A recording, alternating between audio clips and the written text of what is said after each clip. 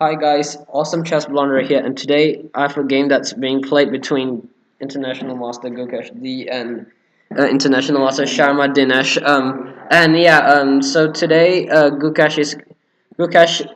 As you heard recently, Gukesh became the youngest grandmaster in the second youngest grandmaster in the world and the youngest grandmaster in India.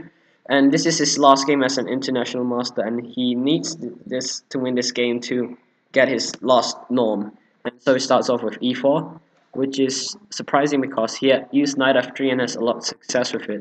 e4, e6, d4, d5, knight d2, bishop e7, e5, c5, c3, and now knight c6, bishop d3, c takes d4, c takes d4, queen b6. Well, why can't you really take on d4? Knight takes on d4.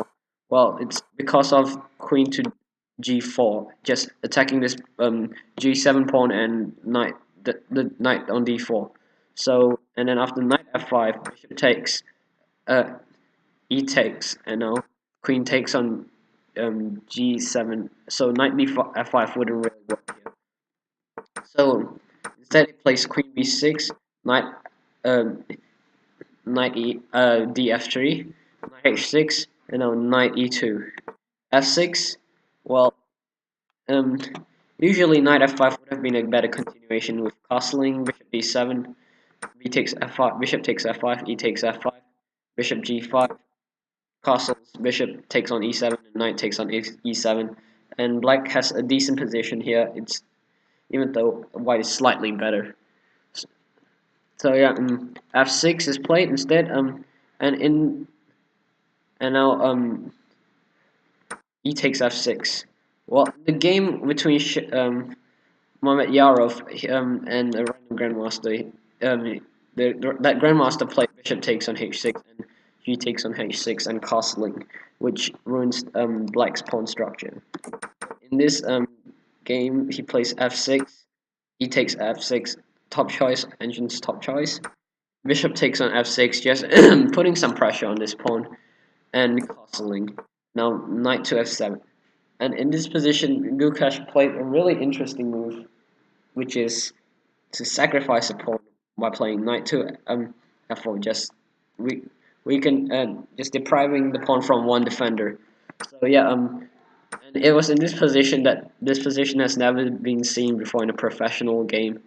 So yeah, now knight takes d4, and now knight to h5 with some amazing counterplay.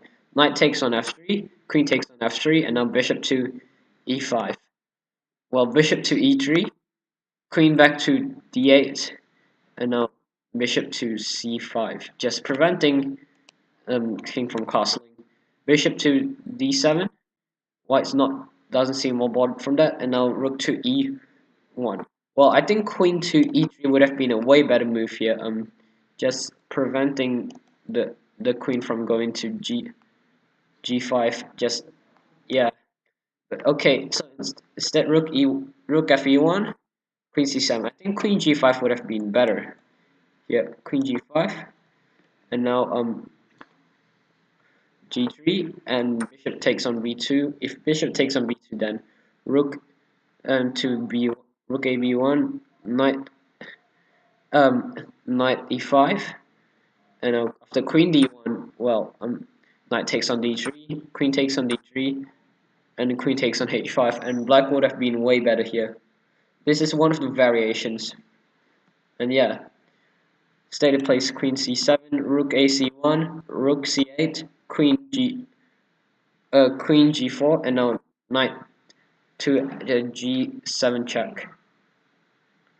Knight to g7. Just trying. Well, this move knight to g7 is just getting the bishop off of this the e rank, and yeah, just. And now rook takes on e6 is played. Well, why can't you really take on bishop takes e6? Because in the game, king to d8 was played. Well, bishop takes on e6 would be followed up by queen takes on e6, king d8, bishop e7 check, king e8, bishop b5, and after queen c6, then bishop d6, and after king d8, then queen to e7, and that's checkmate. So yeah, oops, my bad, sorry. So yeah, in the position, king plays on d8, and now bishop to e7 check, king back to e8, well, bishop to d6 check, king back to d8, and now bishop takes on c7 check, rook takes on c7, rook takes on c7, king takes on c7, and after queen f4, it was in this position that black resigned the game, and now Gukesh has become the Indian's youngest grandmaster after defeating Praggnanandha. So yeah, that's all guys. Hopefully you enjoyed this game, and it's awesome chess blunder here, and see ya.